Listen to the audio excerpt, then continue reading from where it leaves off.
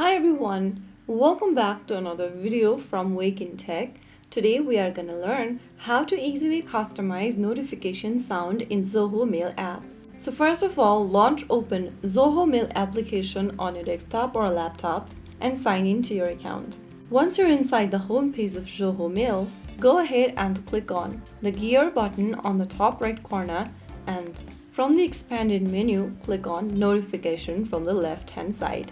After you're inside the Notification tab, click on Mail Notifications, and under Notification Tone, select a different option.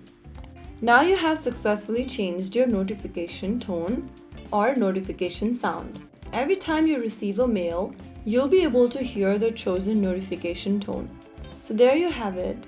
That is how you easily do it. If you found the video helpful, don't forget to like, share, and subscribe to our channel.